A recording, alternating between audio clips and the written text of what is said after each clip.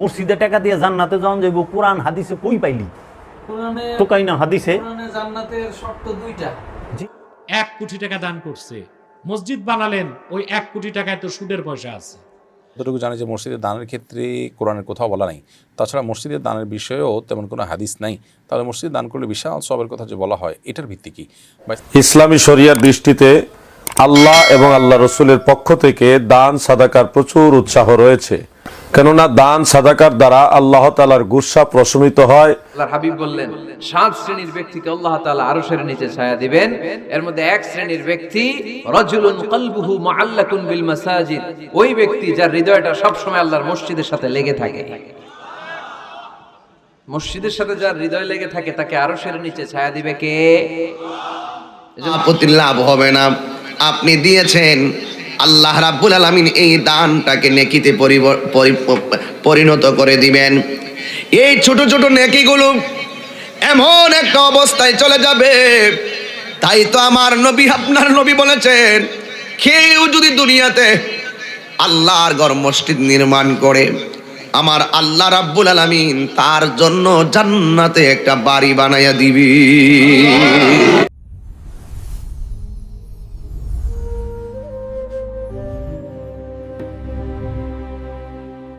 আসসালামু আলাইকুম ওয়া রাহমাতুল্লাহি ওয়া বারাকাতুহু। যারা আমার এই ভিডিওটি দেখছেন দেশে ও প্রবাসে সবাইকে আন্তরিক মোবারকবাদ। দর্শক শ্রোতা, বাংলাদেশের জনপ্রিয় একজন ব্যক্তি কাজী জাবের সাহেব তিনি বলেছেন যে মসজিদ এবং কি মাদ্রাসায় দান করা কোনো সওয়াব নেই, কোরআন হাদিসে কোথাও নেই মসজিদ মাদ্রাসা দান করার কথা। এই বিষয় নিয়ে আলেমদেরকে চ্যালেঞ্জ দিয়েছে এবং কি আলেমরা তার জবাবে কি বলেছেন আজকে এই ভিডিওতে আপনাদেরকে বিস্তারিত তুলে ধরার চেষ্টা করব। তবে দর্শক শ্রোতা, ভিডিওটি খুবই গুরুত্বপূর্ণ, সম্পূর্ণ ভিডিওটি দেখবেন। তবে কথা না বাড়িয়ে চলুন কাজী জাবের প্রথমে কি বলেছে তার বক্তব্যটা দেখে আসি।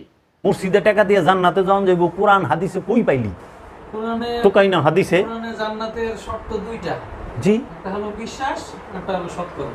জি একটা হইল আমানু এবং আমলে সালেহা যারা করে তারা যাইব জান্নাতে, আর যাহারা মুত্তাকি জান্নাতে যাবে একমাত্র মুত্তাকি, কোরআন বলতেছে।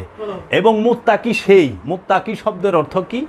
ওরা কয় আল্লাহকে যে ভয় করে, এটা হলো বাটপারি ও অগো, এটা কুটুকৌশল। মুত্তাকি শব্দের অর্থ যে ভেতর এবং বাহিরকে পবিত্র করছে, যার জাহের এবং বাতেন দুইটাই পবিত্র, মানে খান্নাস মুক্ত, শয়তান মুক্ত, নফসের অধিকারী। এই জন্য কোরআন ডাক দিয়েছে ইয়া আইয়াতুহান নাফসে মুতমাইন্না, হে মুতমাইন নফস, আসো জান্নাতে প্রবেশ করো, বান্দার মধ্যে প্রবেশ করো। তাইলে কোরআন কইতেছে পরিতৃপ্ত নফস জান্নাতে যাইবার। মোল্লায় কইতেছে এই মুরগটা কিনলে, মসজিদের মুরগ কে কিনবি বাবা, 5,000 টাকা দিয়ে কিনলে আমি দোয়া করে দেবো জান্নাতে যাবি। এটা কোরআন বিরোধী কথা নয়। এই ছাগলের দলে হুনে কয় সুবহানাল্লাহ, ওই যে টাকা দিছে। তাই আমি কইছি মসজিদে 1 টাকা দান করলে জগতে এমন কোন আলেম আছে কোরআন থেকে দেখাই পারবো কোনো সওয়াব আছে? কোনো সওয়াব নাই। মসজিদে দান করার মধ্যে কোনো সওয়াব নাই, আল্লাহর অ্যাকাউন্টে কোনো সওয়াব নাই। মাদ্রাসা দান করার মধ্যে কোনো সওয়াব নাই, কারণ রসুলের জমানায়, সাহাবীর জমানায় মাদ্রাসা ছিল না। মাদ্রাসার জন্ম হইল 1867 খ্রিস্টাব্দে। এই 1867 খ্রিস্টাব্দে দেওবন্দ নামক মাদ্রাসা ভারতবর্ষের দেওবন্দে প্রতিষ্ঠিত করে খলিল আহমদ আমুটি, মাওলানা কাশেম নানুতুবি, এই দুইজন। এবং ওহাবিবাদের সবচেয়ে ভারতবর্ষে যে এজেন্ট, যেটা থেকে ওহাবিবাদটা প্রচার হয়, সেটা হলো দেওবন্দ মাদ্রাসা। মাদ্রাসায় দান করার কথা কোরআনে কই আছে? কোরআন বলছে সূরা বাকারার 177 নম্বর আয়াতে 6টা স্থানে দান করবা, 6 স্থানে দান করার কথা, যে এইখানে দান করলে তোমাদের সওয়াব হবে, পুণ্য হবে। সেটা কি? ইয়েতিম মিসকিনকে, যারা ঋণগ্রস্ত তাদেরকে, অভাবগ্রস্তকে, এগুলো সব মানুষকে কেন্দ্র করে, মুসাফিরকে। ওই যে লাইসাল বিররা আন তুওয়াল্লি লাইসা, জি, পূর্ব পশ্চিমের দিকে তাকানো, মুখ ফেরানোতে কোনো পণ্য নাই, ফায়দা নাই। ফায়দা কি? আল্লাহতে ঈমান আনলে, আল্লাহর কিতাবের প্রতি ঈমান আনলে, আল্লাহর রসুলের প্রতি ঈমান আনলে, তারপরে এই আমলে সালেহা করলে, এইরকমভাবে 5টা শর্ত দিছে। সত্য সাক্ষী দিলে, জি, তারপরে প্রতিশ্রুতি রক্ষা আর করলে, আল্লাহর মাল, আল্লাহর মহব্বতে মাল দান করবা 6 জায়গায়। সূরা বাকারার 177 নম্বর আয়াতে স্পষ্ট কইছে। অহনে বর্তমান সমাজে এইটারে বন্ধ করে দিয়া এই মানুষ অহনে টাকা দেয় না, ওই যে উঠাই দিছে মোল্লারা, এই মানুষ, এরা তো নামাজ পড়ে না, এদেরকে টাকা দিচ্ছেন, এরা আইগা হুসেনা মুইতা পানি লয় না, দেখেন না এরা নেশা পানি খাইব, এরা মানে যত নেগেটিভ কথা আছে মানুষের বিরুদ্ধে বইলা এই ভিখারিগো টাকা দিলে সব নাই, লয়ে গেছে মাদ্রাসারা বাচ্চারা হিফজি পড়ে, এরা নামাজ পড়ে, এরা পাঞ্জাবি পিন্ধা থাকে, এরা আল্লাহ বিল্লাহ করে। এখানে দেবেন আল্লাহ তো শর্ত দেয় না যে আল্লাহরে ডাকে হেরে টাকা দাও, আল্লাহ কইছে মানুষকে দাও, অভাবগ্রস্তকে দাও, মুসাফিরকে দাও, কয় নাই তো মুসলমান মুসাফিরের কথা না। দর্শক শ্রোতা, আপনারা দেখতে পেয়েছেন কাজী জাবের তিনি বলেছেন যে মসজিদ এবং কি মাদ্রাসায় যে দান করা হয়, এই দান করার কথা কোরআন হাদিসে কোথাও নেই। তিনি চ্যালেঞ্জ করেছেন আলেমদেরকে যে কোরআন হাদিসে কোথাও নেই যে মসজিদ মাদ্রাসা দান করতে হবে, মসজিদ মাদ্রাসা ছাড়া দান করতে হবে এতিমদের এবং কি বিভিন্ন বিষয় তুলে ধরেছেন। দর্শক শ্রোতা, তবে এই বিষয়টা নিয়ে আলেমরা কি বলেছেন চলুন তাদের বক্তব্য দেখে আসি। সাকিব হোসেন আপনি লিখেছেন, আমার স্বল্প জ্ঞানে যতটুকু জানি যে মসজিদের দানের ক্ষেত্রে কোরআনের কোথাও বলা নাই, তাছাড়া মসজিদের দানের বিষয়েও তেমন কোনো হাদিস নাই, তাহলে মসজিদ দান করলে বিশাল সবের কথা যে বলা হয় এটার ভিত্তি কী? ভাই সাকিব হোসেন, আমার মনে হয় আপনার জানার মধ্যে ত্রুটি আছে। মসজিদে দানের ব্যাপারে কোরআন হাদিসে অবশ্যই বলা আছে। আল্লাহ রাব্বুল আলামিন কোরআনে মসজিদ আবাদকারীদের গুণের কথা উল্লেখ করেছেন। ইন্নামা ইয়ামুরু মাসাজিদাল্লাহি মান আমানা বিল্লাহ, যারা আল্লাহর ঘর আবাদ করেন। আল্লাহর ঘর আবাদ তো নির্মাণ করতে হবে, তারপর তো আবাদ। তারপর যে ইব্রাহিম আলাইহিসসালাম মসজিদ নির্মাণ করেছেন সেটার বিস্তারিত বিবরণ আল্লাহ তাআলা উল্লেখ করেছেন। মসজিদকে আপনার তওয়াফকারীদের জন্য মসজিদের হারামকে পবিত্র করার জন্য নির্দেশ করেছেন আল্লাহ তাআলা। মসজিদের সেবা নিয়ে অনেকগুলো আয়াত কিন্তু কোরআনে রয়েছে। তো মসজিদ নির্মাণ সাধারণ সেবা যদি এরকম ফজিলতপূর্ণ হয়, তারা নির্মাণ সেটা তো ফজিলতপূর্ণ বলাই বাহুল্য। আর তাছাড়া হাদিসে সুস্পষ্টভাবে পরিষ্কারভাবে মসজিদ নির্মাণের অনেকগুলো ফজিলত এবং সওয়াবের কথা বলা আছে। যেমন নবী সাল্লাল্লাহু আলাইহি ওয়াসাল্লাম বলেছেন, মান বানালিল্লাহি মাসজিদান, জমিতে আল্লাহর জন্য একটা মসজিদ নির্মাণ করবেন, আল্লাহু লাহু বাইতান ফিল জান্নাহ, ও বানাল কোন হাদিসে আসছে ওলাও কামাফ হাসে কতাতিন আও কামা ওয়ারাদা ফিল হাদিস, অর্থাৎ যদি কেউ একটা পাখির ছোট বাসার মতো করেও মসজিদ বানায়, রূপকর্তে এখানে বোঝানো হয়েছে যে ছোট্ট মসজিদে যদি বানায় আল্লাহ তাআলা তার জন্য জান্নাতে ঘর নির্মাণ করবেন। তাহলে মসজিদ নির্মাণ করলে তার জন্য কোনো ফজিলত বা মর্যাদা বা সওয়াবের কথা বলা নেই। কে বলেছে আপনাকে? আবার এটি একটা সাদকা জারিয়া, অর্থাৎ যে দান এর ধারা, যে দানের উপকারিতা দীর্ঘকাল মানুষ ভোগ করতে থাকবে। আপনি মসজিদ নির্মাণ করলে মানুষ এখানে সালাত আদায় করতে থাকবে। আর এই ব্যাপারে নবী সাল্লাল্লাহু আলাইহি ওয়াসাল্লাম বলেছেন, মানুষের মৃত্যুর পরেও এই জাতীয় অর্থাৎ যেই ক্যাটাগরির দান এর উপকারিতা দীর্ঘমেয়াদে মানুষ পেতে থাকবে, তার সব পাবে। অতএব হাদিসে তো রয়েছে। তবে হ্যাঁ, এটি ঠিক যে টাকা কালেকশন করার জন্য মন গড়া ভিত্তিহীন কোনো ফজিলতের কথা বললে সেটি অবশ্যই দান হতে হবে হালাল। সুদের টাকা, ঘুষের টাকা, হারাম টাকা দান করলে কোনো লাভ হয় না। আপনি একজন হারাম পয়সার লোক 1 কোটি টাকা দান করছে, মসজিদ বানালেন, ওই 1 কোটি টাকায় তো সুদের পয়সা আছে। নামাজ কবুল হবে কিনা সন্দেহ আছে, কিন্তু বড় বড় সুদখোর, ঘুষখোর, দুর্নীতিবাজদের হারাম পয়সা না নিয়া এলাকার মানুষ যদি রক্ত পানি করা ঘামের পয়সা দিয়ে একটা খেজুর পাতার মসজিদ বানান, আল্লাহর পবিত্র সত্তার কসম, যদি আপনি সাজদা করেন সেই মসজিদে আল্লাহকে, আপনার এক একটা সাজদার দাম 7 আকাশের চেয়েও বেশি হয়ে যাবে। হালালের দাম ভিন্ন, হালালের দাম ভিন্ন। অতএব দান করতে হবে হালাল থেকে। কিসের থেকে? মসজিদে দিবেন, মাদ্রাসায় দিবেন। আপনি যে পরিবার পরিজনকে খাওয়ান, এটাও যদি সওয়াবের নিয়তে খাওয়ান, এটাও ইনফাক ফি সাবিলিল্লাহ, আল্লাহর পথে খরচের সওয়াব পেয়ে যাবেন। একটা পাথর তো ফিরে আসে নাই, এই পাথরগুলো কোথায় গিয়েছে? আল্লাহ ডাক দিয়ে বলে, জিবরাইল, খানায়ে কাবা নির্মিত হওয়ার পরে ছোট ছোট পাথরের কণাগুলো তুমিও পরে ডিল মারার কারণে এই পাথরের কণাগুলো আমি আল্লাহ পৃথিবীর দিক দিগন্তে ছড়াইয়া ছিটাইয়া ফালাইছি। যেই জায়গার মধ্যে এই পাথরের কণাগুলো গিয়ে পড়েছে, ওই জায়গার ভিতরে আমি আল্লাহর নামে কিয়ামতের আগে হলেও একটা মসজিদ নির্মাণ হবে। এই জন্য মসজিদের টাকা দিলেন আপনি, জায়গা দিলেন আপনি, রড দিলেন আপনি, সিমেন্ট দিলেন আপনি, মজুরি দিলেন আপনি, এরপরও আপনি মসজিদকে আপনার ঘর বলতে পারেন না। আল্লাহ আল্লাহর হাবিব বলেন, আমার আল্লাহ ওই সেই দিন খানায়ে কাবার পাথরের কণা দিয়া এই জায়গা বান্দাদের কাছ থেকে একটা রেজিস্ট্রেশন হয়ে গেছে। এই জন্য মসজিদ যেখানে বানাবে সেই জায়গাটা সেই মনিবের নামেই, সেইখানেই ওয়াকফ করে একেবারে যা আছে সবকিছু তোমাকে বিসর্জন দিয়ে দিতে হবে। কারণ আমার আল্লাহ রাব্বুল আলামিন ওই খানায়ে কাবার পাথরের কণা এই কোনা ওর পড়েছে, ওই তো এটাই তো বাস্তব, হইতো কেন, এটাই তো সত্য।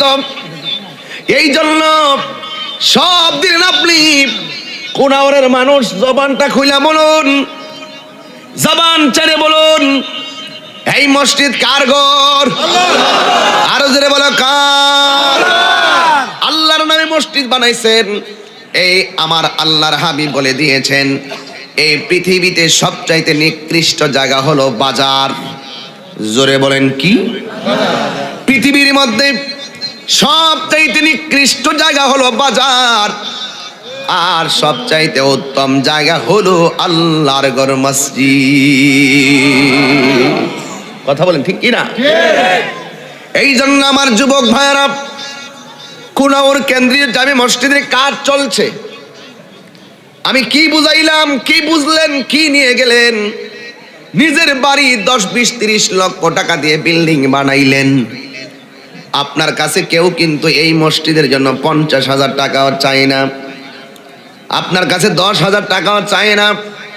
আপনি খুশি হইয়াই মসজিদে যা দিবেন, এতে আমার কিন্তু লাভ হবে না, আব্দুল কুদ্দুস মহাজনের লাভ হবে না, সভাপতির লাভ হবে না।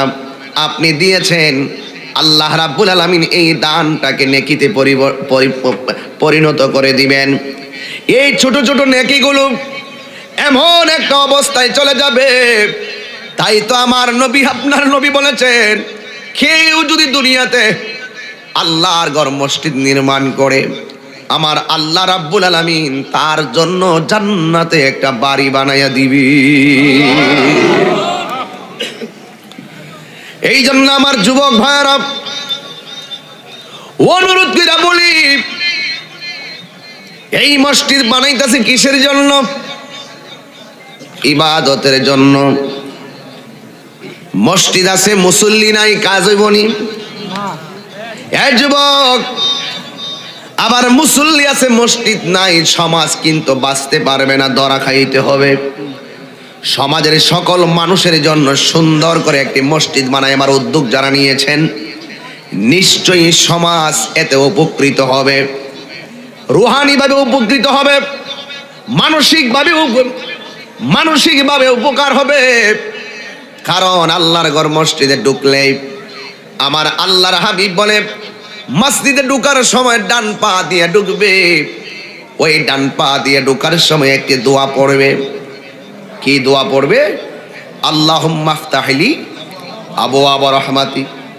আমার নবী বলেন, মসজিদে ঢোকার সময় এই দোয়াটা পড়বে, আর দোয়াটা পড়ার আগেই আমি নবীর উপরে দরুদ আর সালাম পড়বে। হাবিব বললেন, 7 শ্রেণীর ব্যক্তিকে আল্লাহ তাআলা আরশের নিচে ছায়া দিবেন। এর মধ্যে 1 শ্রেণীর ব্যক্তি, রাজুলুন কলবুহু মুআল্লাকুন বিল মাসাজিদ, ওই ব্যক্তি যার হৃদয়টা সব সময় আল্লাহর মসজিদের সাথে লেগে থাকে। মসজিদের সাথে যার হৃদয় লেগে থাকে, তাকে আরশের নিচে ছায়া দিবে কে?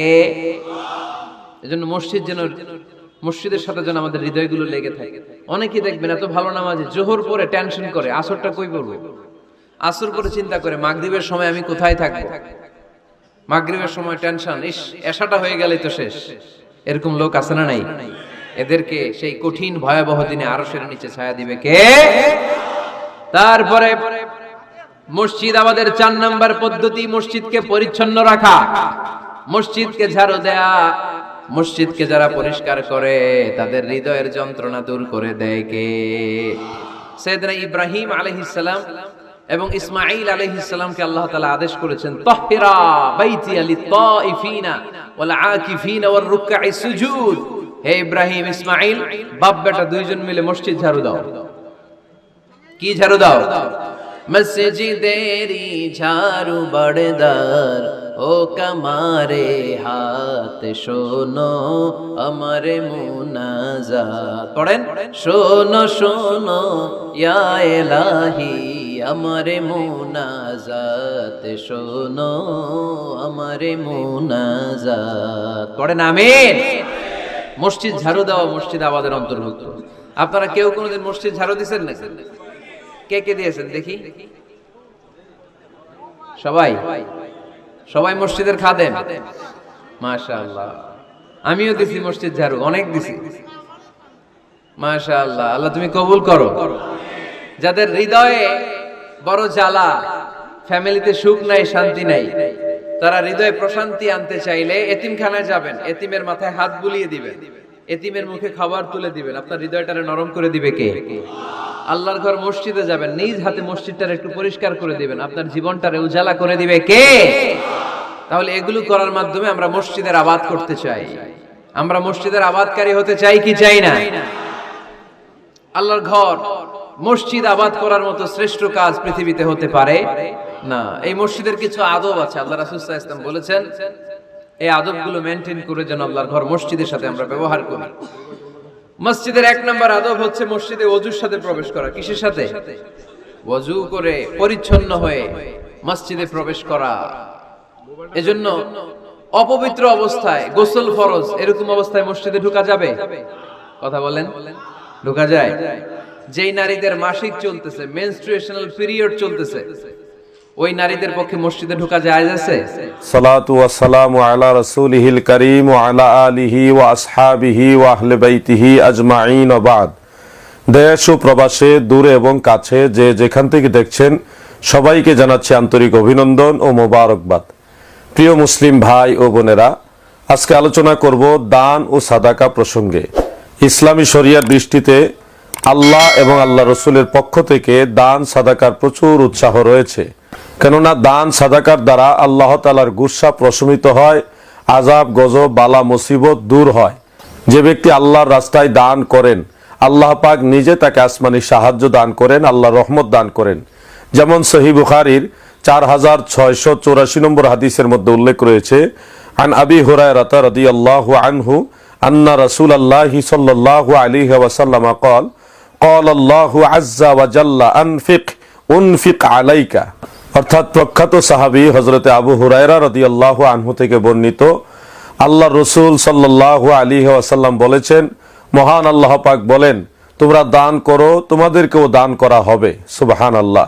সহিহ বুখারীর 1410 নং হাদিসের মধ্যে উল্লেখ, রাসূল আকরাম সাল্লাল্লাহু আলাইহি ওয়াসাল্লাম বলেন, যে ব্যক্তি আল্লাহর রাস্তায় একটা খেজুর দান করে, হাসর ময়দানে সেই একটা খেজুর দানের উসিলায় পাহাড় পরিমাণ সওয়াব তাকে দান করা হবে। সুবহানাল্লাহ।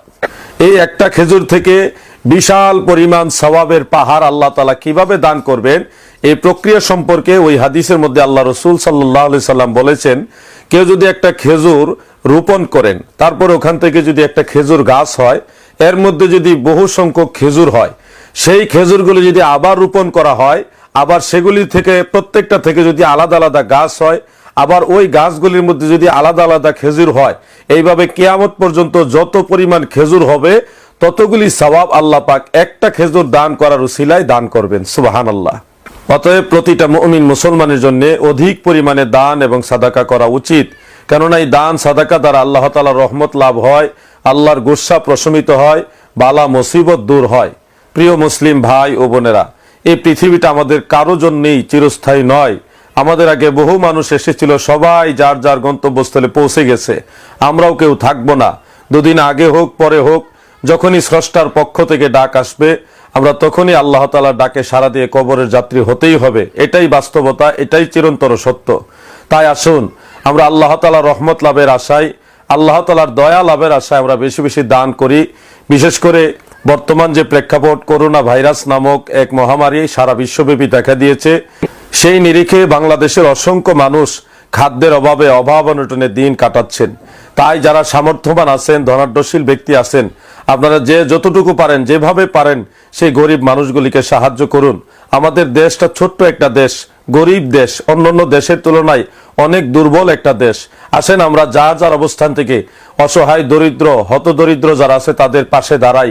আল্লাহ পাক আমাদেরকে রহমতের ছায়া দান করবেন। কঠিন মুসিবতের সময় আল্লাহ তাআলা আমাদেরকে দয়া করবেন।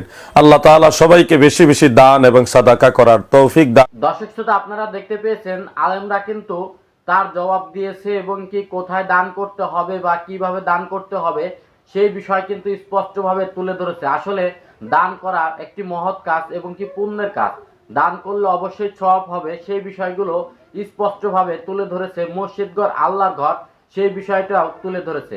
দর্শক শ্রোতা, তবে আজকের এই ভিডিওটি এই পর্যন্তই। ভিডিওটি যদি ভালো লাগে অবশ্যই লাইক কমেন্ট শেয়ার করবেন এবং কি চ্যানেলটি সাবস্ক্রাইব করবেন। আল্লাহ হাফেজ।